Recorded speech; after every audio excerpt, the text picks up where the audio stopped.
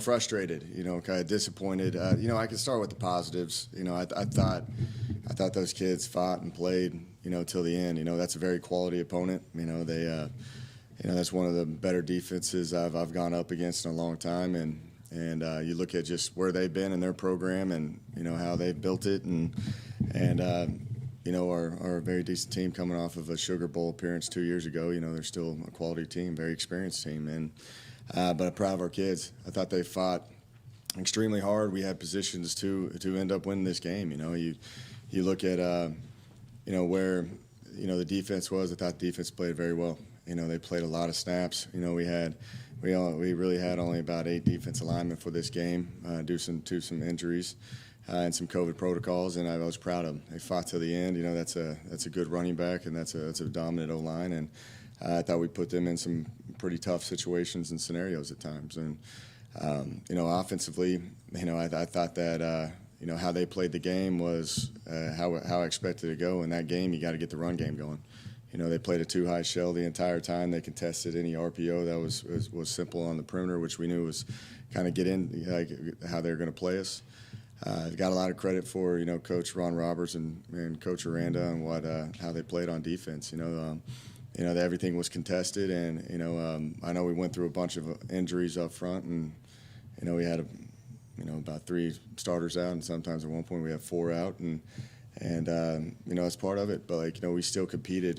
With like last year, if we had that many offensive linemen go down there, it would have been a nightmare. But those kids, we started off in 11 personnel trying to help out some of the younger O-linemen, and with Kyler Cooks going in, proud of him. He came in and played significant time, that entire really second half. And you had Trent Scott get in the game, and you had Tate Heitmeyer in the game.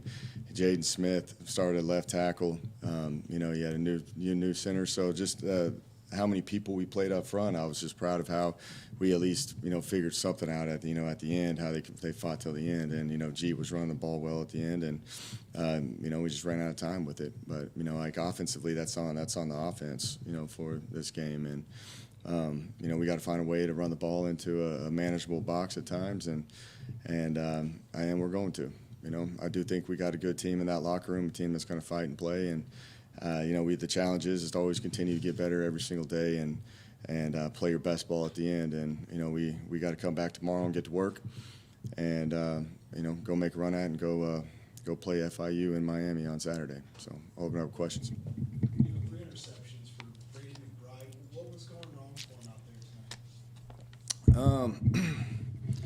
The first one, they got him on an RPO where they blitzed a nickel and kind of changed up their look on him, and it had that pick six, which that was kind of an unfortunate luck. That guy made a pretty good play on that. He cut it out. It's a 5-yard out cut.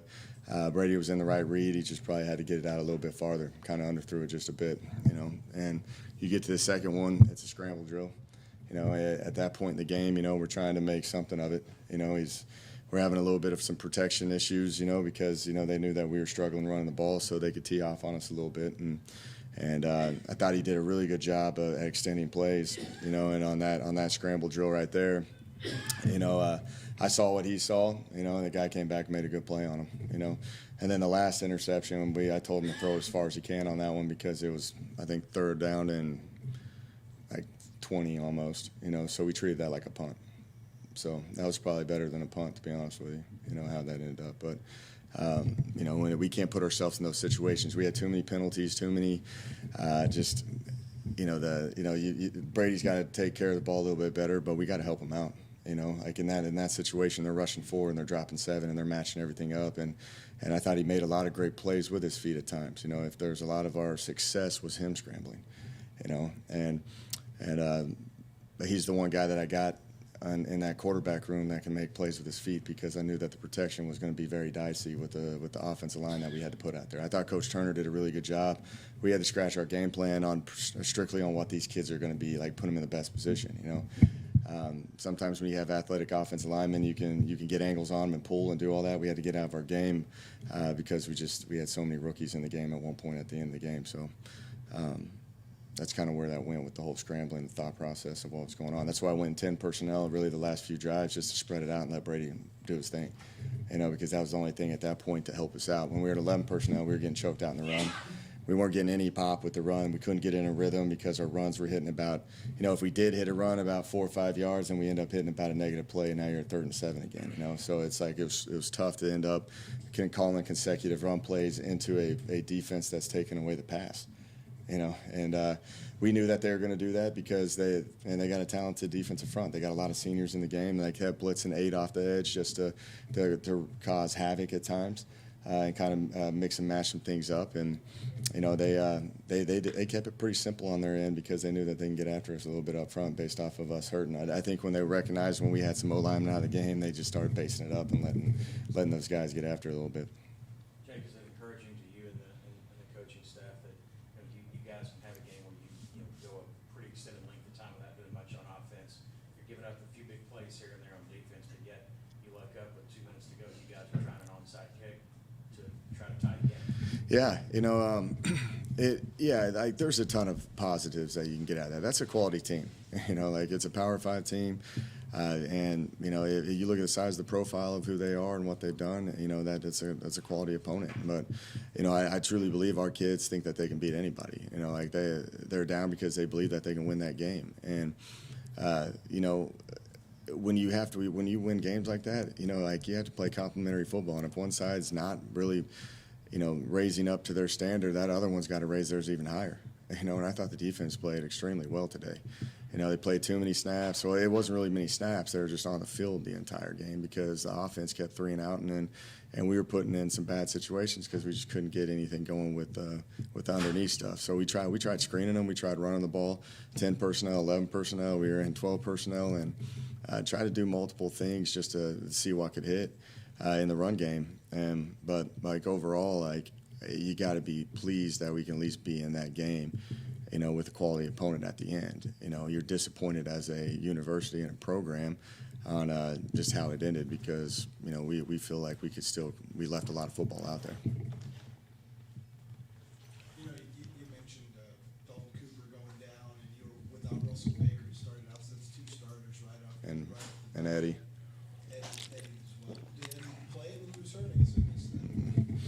Eddie was out, so we had 3 starters out, and then we had some issues with some helmets and things of that nature up front, and then Kyler Cooks came in and played the entire second half. It was, but the thing is we starting to have depth. Like I've said, we still we're manageable and can move the ball at times. It wasn't like it was just a complete disaster when you have 4 new offensive linemen out there at times. You said there was an issue with helmets. It's like sometimes they kept popping off. We had 3 pop off. I think Ergel had one. We had Liam Dobson have one. So yeah, Brady too. Yeah. Brady had one. Yeah. So. But how much do you think? Obviously your left tackle goes out and things kind of get messed up. Do you think that played a big factor in tonight's? It did from the offense. You don't want to sit there and bring in, the first play, and it's a 3rd down. Kyler goes in, it's a 3rd down, and you're not going to put it into an extreme drop back situation because he's going to end up being a one-on-one isolated deal versus a guy that's been playing already a half and is a quality defensive end. So you have to be smart on what positions you could put him in, and that's what we ended up doing. We talked a lot about the offense, but on the defensive side, y'all had a drive and about 6:50 left in the 3rd quarter. Yeah, that was a tough one. 14 yards, 13 yards, 14 yards, 14 yards, 13 yards. So those things, they don't look good, especially against the run. It was just kind of gash there. How are y'all going to improve on that throughout the season just with that run game? Yeah, I'm saying it's pretty simple, man. We just got to get in. We got to make sure that our kids are getting the right. It goes back to the offense, to be honest with you. I'm saying they're worn out. I'm saying I don't know if you've ever played defensive line before and had to go 5 plays in a row and actually been on the field forever. It's pretty tough on those kids. What are some other areas you feel like you guys can improve on next week? Everything. Offensively, we've got to improve on running the ball more efficiently. And it's really the rhythm and the consistency.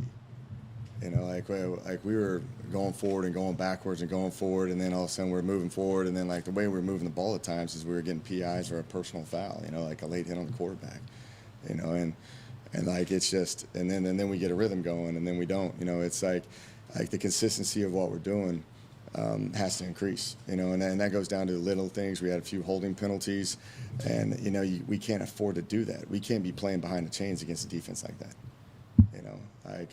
You know, like I was sitting there, like I was watching the Oklahoma game when they played Oklahoma, and they did the same thing to Oklahoma what they did to us, you know. And Oklahoma's a really good defense, you know. I mean, a really good offense, and you know, it's they can get you in some bad moments where you got to play behind the chains. So we got to make sure we're moving forward on everything that we do, you know. I think our kids are going to respond next week, you know, and I think they're ready to get back to work. But we got to work on a lot of things and just, you know, clean up the attention to detail, you know. I thought I was trying to look about momentum. You know, you always hear about complementary football, and like the complementary football is after, you know, it's how you respond after like adversity or like maybe a good thing. So like I thought they missed the field goal, and then we went down and scored. You know, like that was like playing great football, and then the defense is making a lot of stops, and we're 3 and out, and that's bad football. You know, and it's. You know, we've got to learn how to play together, and especially versus those type of opponents, and take advantage of when good things are happening. You know, and we got to elevate our play. I did love the demeanor of the team on the sideline. There's no negative things. In the past, we've had some bad issues, but you know, like the defense was over in the offensive huddle, being encouraging, and you know, they're a close team. They've been through a lot, and you know, I think they're going to get back to work on Monday. They've already addressed it. You know, the look in their eyes is good. You know, I think we just got to get back and keep working on us. You know, you mentioned 8 defensive linemen were That suited out. I don't know how many reps they had, but it's almost half your D linemen out. Was it just injuries sustained? we had 2 COVID protocols, which is unique, and and then we had a couple other ones that were just not ready to go. We knew we had to go too. You know, we IV'd all of them at halftime because they were worn out. You know, but you know, like we knew that going into it. You know, like the defensive front, and like they played well. You know, and like that, it reminded me of last year. But like they had no excuses. They got them. They play well. You know, and they got hit with some things. But you're going to get hit with things in these games. You know, like they come out and they're going to do a lot of different. You know, you had 9 months to prepare for this game. You know, so like they're going to work on. They had a new offensive coordinator. They had new time to sit there and find defensive fronts and new personnel. They played a lot more 3 down because they had a big nose guard. You know, and then they started playing 4 down when they knew that they can get after us a little bit and they can rush the quarterback. So, you know, it was a chess match there for a while, you know, and it still is. You know, it went down to an onside kick. Any other questions? You know, you mentioned that this last one I got. You mentioned that down onside kick. There's a hook and ladder attempt. Yeah. Is that what that was? It a hook and ladder attempt? Hook and ladder, they hit it right on the hook, like on the ladder. But yeah, you know, those are in those moments, 8 seconds left in the game, and you got to go roughly 80, 70 yards, like I don't know what it was, you know, 65 yards. So who knows what it was? But like in there playing a prevent defense, you're going to have to extend the play somehow. It's tough, you know. And then of course, you know, Brady threw it out of the end zone at the end in desperation, which. I thought he was going to lateral to. There was like an O lineman, I think, over in the corner of the end zone. That's the last option at that point. You know, I don't know if you guys remember. I think it was like FIU in Miami, and there was like 45 hours. No, it was a Duke game or something. I don't know. I can't remember, but you know, that's what you try to do in that situation. You just got to lateral it and hope for the best. Jay, pardon me if I'm a little late to this, or even this storyline, but There you go. Brock Sturgis' availability now. What was the deal there? What's his availability? Yeah, Brock.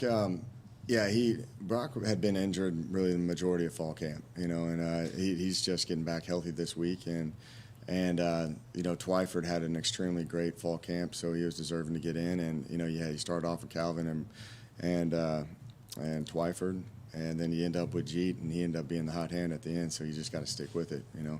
All those guys are going to play, you know. I'm looking forward to getting him on the field here next week. We're going to get him in practice and see how he feels, and you know, as frustrated he probably is and wanting to get out there, especially in a moment like that, he understands where he's at and, you know, the injury, and I think he's going to be good moving forward.